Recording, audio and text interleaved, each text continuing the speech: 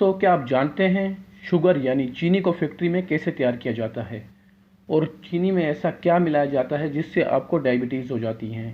और क्या सच में चीनी में हड्डियों का पाउडर मिलाया जाता है या कुछ और? तो दोस्तों, अगर आप भी इन सारे सवालों के जवाब आज जानना चाहते हैं तो हमारे साथ इस वीडियो में एंड तक बने रहिए। तो दोस्तों, बिना टाइम ज़ाया किए हुए चलते हैं वीडियो की तरफ और जानते हैं इन सारे सवालों के जवाब। चीनी बनने की शुरुआत होती है गन्नों की फसल की, क्योंकि चीनी मुख्य रूप से शुगर केन यानी गन्नों से बनती है। इसलिए ट्रक या ट्रॉली में लोड करके फैक्ट्री में पहुंचते हैं, जहां पर उन्हें क्रेन या मशीन की सहायता से अनलोड किया जाता है यानी उतारा जाता है और इसे श्रेडर मशीन में भेजते हैं। यह मशीन कुछ ही समय में गन्नों को कट करके बारीक फाइबर में बदल देता है और उसका जूस निकालता है। अब जो फाइबर हमें मिला है, इस फाइबर को लाइंस एक के बाद एक लगी रोलर मिल के बीच में से गुजारते हैं, जिससे फाइबर में मौजूद एक एक बूंद जूस को निकाल लिया जाता है। 2-3 रोलर से गुजरने के बाद इसमें गर्म पानी डालकर फिर से रोलर के बीच में से गुजरती है। इस तरह से 99% तक जूस निकल जाता है। अब इस फाइबर को मशीन की सहायता से छानकर अलग कर लेती है, जिसे बगेस कहती है। इसे जलाकर ही फैक्ट्री की सारी ऊर्जा और बिजली बनाई जाती है। इस तरह से फैक्ट्री ऊर्जा के लिए आत्मनिर्भर हो जाती है। अब इस प्रोसेस से निकले जूस को छानकर बड़े बड़े टैंक में इकट्ठा कर लेते हैं, जिसे हम रॉ जूस कहते हैं। अब इस जूस को लैब टेस्ट के लिए भेजते हैं, जहां पर उसका केमिकल कंपोजिशन और शुगर कंटेंट चेक किया जाता है। लैब टेस्ट के बाद जूस को रिएक्शन टैंक में भेजते हैं, जहां पर इसमें जरूरत के अनुसार लाइम यानी चूना डालते हैं और साथ साथ सल्फर गैस भी छोड़ते हैं। इन सबको फिर मशीन की सहायता से 5 से 6 घंटों के लिए मिलाया जाता है। इस दौरान ब्लीचिंग और एल्कलाइजेशन की प्रोसेस होती है, जहां से फिर इसे फायर टैंक में भेजते हैं। वहां पर इसी टैंक में भरकर छोटी एच देती है और कुछ समय बाद सारा कीचड़ नीचे बैठ जाता है। अब इसे साफ जूस को कचरे से अलग करके इवेपोरेटर में भेजते हैं। इवेपोरेटर में जूस को तब तक उबाला जाता है जब तक यही गाढ़ी सिरप में न बदल जाए। अब इस सिरप को प्रोसेसिंग टैंक में भेजते हैं, जहां पर इसे पहले गर्म करते हैं। फिर इसमें पहले से बनी चीनी के कुछ दाने डालकर ठंडा करते हैं, जिससे ठंडा होने पर बाकी सिरप भी शुगर क्रिस्टल यानी दानों के रूप में जमने लगता है। इस दौरान सैंपल लेकर इसका टेस्ट भी करते हैं, ये चेक करने के लिए क्रिस्टल जैसे जम रही है। जब है सिरप ठंडा हो जाता है, तब इसमें 2 तरह की चीजें होती है, शक्कर यानी शुगर की क्रिस्टल और मोलासिस। मोलासिस एक गुड़ की तरह दिखने वाला लिक्विड होता है, लेकिन यह गुड़ नहीं होता।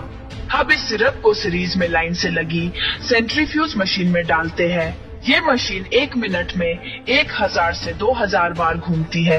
इस मशीन में एक बाजू छननी लगी होती है, जिससे शुगर के क्रिस्टल बाहर नहीं निकल सकते, लेकिन मोलासिस बाहर निकल जाता है।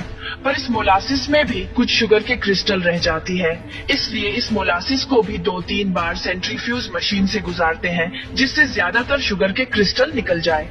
अब इन शुगर क्रिस्टल को इकट्ठा करके कन्वेयर की सहायता से ड्रायर में भेजती है, जहां पर इसे हल्के गर्म वातावरण में सुखाया जाता है। अब हमें हल्के भूरे रंग की यानी ब्राउन कलर की शुगर यानी चीनी मिल जाती है, जिसे रॉ शुगर कहते हैं। लेकिन अभी यह उस तरह की सफेद नहीं होती। जिस सफेद चीनी का इस्तेमाल हम लोग करते हैं, उसे रिफाइंड शुगर कहते हैं। रॉ शुगर से रिफाइंड शुगर बनाने के लिए रॉ शुगर को डिस्टिल्ड वाटर यानी पानी में अच्छी तरह से घोल लेती है, ताकि सारे क्रिस्टल अच्छे से घुल जाए। फिर उसे सैंड एंड ग्रेवल फिल्टर से गुजारती है, जो इसमें मौजूद रेत और कंकड़ आदि को छानकर अलग कर देता है। वहां से फिर इसे डिक्लेरेशन टैंक में भेजते हैं, जहां पर चीनी को सफेद करने की प्रोसेस होती है। भारत में इस प्रोसेस के लिए ज्यादातर सल्फर डाइऑक्साइड गैस का इस्तेमाल होता है या फिर एक्टिवेटेड कार्बन का उपयोग करती है, लेकिन यूएस जैसे कई देशों में बोनचार का उपयोग करते हैं, जो कि पशुओं की हड्डियों से बनता है। इसलिए भारत में मिलने वाली ज्यादातर शुगर डबल सल्फिटेशन मेथड के द्वारा साफ की जाती है, जो कि एक सस्ता और सागाहारी तरीका है चीनी को सफेद करने का। पर इस वजह से कुछ सल्फर पर चीनी में रह जाती है, जो स्वास्थ्य के लिए नुकसानदायक होती है।